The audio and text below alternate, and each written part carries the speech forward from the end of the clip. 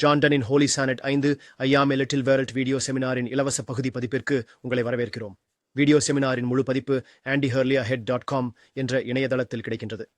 இதில் கவிதையின் உணர்வு மற்றும் நெருக்கமான பகுப்பாய்வின் ஒரு பார்வை அடங்கியது. இந்த செமினார்கள் மற்றும் வளங்கள் உங்களுக்கு எவ்வாறு ஆதரவாக இருக்க முடியும் என்பதை இது ஒரு பார்வை அளிக்கும் என நாங்கள் நம்புகிறோம். கவிதையின் முழு கண்ணோட்டத்தோடு தொடங்குகிறோம். இந்த சோனட்டில் டன் தன்னை கடவுளால் படைக்கப்பட்டவர் என்று ஆராய்கிறார். ஆனால் அவர் கருப்பு பாவத்தால் புண்ணை தீண்டப்பட்டுள்ளார். அவர் தம் இரண்டாம் ஏற்பாடுகளில் தண்ணீர் மற்றும் நெருப்பு ஆகிய மூலக்காட்சிகளை பயன்படுத்தி தமக்கு தந்திருந்திர வேண்டி இறைவனை வேண்டுகோள் விடுகிறார். இது ஒரு இத்தாலிய மற்றும் ஆங்கில சனட் வடிவங்களின் கலவையால் அமைந்தது. ஆனால் இந்த கவிதையில் இரண்டாம் குவாட்ரைன் செஸ்டட்டில் கலந்துவிட்டது மற்றும் திசையை மாற்றுவதற்கு தெளிவான ஒரு ஓல்டா பயன்படுத்தப்படவில்லை. இது அவருடைய வாழ்க்கையில் பாவத்தின் அகலமான தாக்கத்தை பிரதிபலிக்கக்கூடும். சித்தத்தையும் உருவாக்கியுள்ளதை, பாவத்தால் மங்கியுள்ளதை, அதை நீக்க வேண்டும் என விவரிக்கிறது. இரண்டாவது நாளடியிலான் தன் படைப்பாளியாக உள்ள கடவுளைடன் நேரடியாக அழைக்கின்றார். முதலில் அவரை புகழ்ந்து பேசுகின்றார். பின்னர் அவர் பாவங்களுக்கு உண்மையாக பச்சாத்தாபம் அடைய கடவுள் கண்ணீரில் மூழ்கடிக்கவும் இறைவனை வேண்டுகின்றார். மாய்கடிக்க முடியாது என்பதை உணர்கிறார். இது ஆதிகாயத்தின் புத்தகத்தில் நோவாவிற்கு கடவுள் உலகை மீண்டும் வெள்ளத்தில் கடிக்க மாட்டார் என்ற பழைய ஏற்பாட்டின் வாக்குறுதியை வலியுறுத்துகிறது. டன் குளிக்க விரும்புகிறார். பிறகு கடவுள் அவரை நெருப்பினால் சுத்திகரிக்க வேண்டும் என்ற கருத்திற்கு மாறுகிறார். சிலர் இந்த மாற்றத்தை டன் கடவுளுடன் செயலில் உரையாடி தேவைக்கு ஏற்ப பதிலளிக்கிறார் என்று கூறியுள்ளார். திசைலவன் நெருப்பின் எண்ணத்தை சாங்களுடன் தொடர்பு படுத்துகிறான். ஆசைகள் மற்றும் பொறாமையின் நினைவூட்டலாக உணர்வுகளை அனுபவிப்பதை குறிக்கும். உன்னை அணையும்படி கடவுளிடம் வேண்டுகிறான். பின்னர் முடிவில் டன் தனது உலகத்தை சுத்தமாக்கும் நெருப்பினால் சுத்திகரிக்க கடவுளிடம் தனது இறுதி வேண்டுகோளை செலுத்தினார். நெருப்பு பாவமான அனைத்தையும் எரிப்பது போல அவனை எரிக்கிறான். துவக்க கட்டழுவில் கவிதைக்கான முக்கிய கருத்தை டன் நிறுவுகிறார். டன் வாழ்க்கையை ஒரு சிறிய உலகமாக கடந்து வரக்கூடிய ஒரு பரிச்சயமிக்க உவமையை பயன்படுத்துகிறார். இதன் மூலம் மனிதருடன் கடவுளின் உறவை பிரதிநிதித்துவப்படுத்துவதற்கான டன் அனுபவத்தை பயன்படுத்த முடிகிறது. மேலும் சில காட்சிகளை பின்னர் கவிதையில் செயல்பட செய்கின்றன.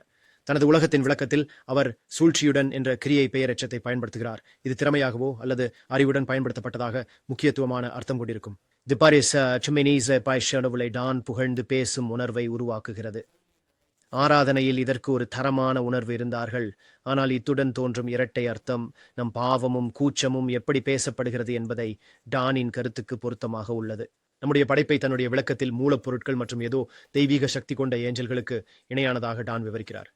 இது மனிதர்கள் பூமியிலிருந்து உருவாக்கப்பட்டதை பழைய ஏற்பாடு என்ற பழைய நூலில் இடம்பெற்றதை உணர்த்துகிறது. மேலும் உயிரின் ஆன்மாவோ உளவோ கடவுளிடமிருந்து வருகிறது.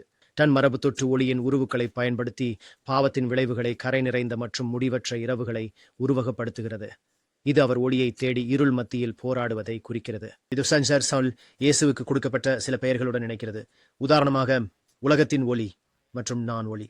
டன் வலம் அடையாளமாக பயன்படுத்துவது அவரது பாவநிலையின் வேதனையை குறிக்கிறது. இரண்டு பகுதிகளும் மறுமுறை செய்யப்படும் மூலம் இது வலுப்படுத்தப்படுகிறது. பாவத்தின் விளைவுகள் தன்னை கடந்து சென்று தேவனில் மறுபிறப்படைய வேண்டும் என்பதை டன் உணர்கிறார்.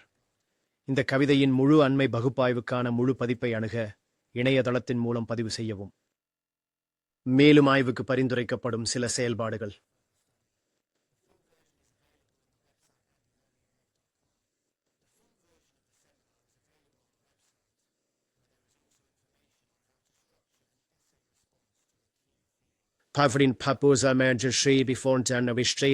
பாடத்திட்டத்தில் அணுகுமுறைகளை மேம்படுத்த விரும்பும் ஆசிரியர்களுக்கு இது பயனளிக்கக்கூடும். இந்த வீடியோஸ் வாழ்த்தளத்தில் உறுப்பினராக இருந்து கிடைக்கும் வாய்ப்புகள் குறித்து ஒரு பார்வை அளித்துள்ளது என்று நாங்கள் நம்புகிறோம்.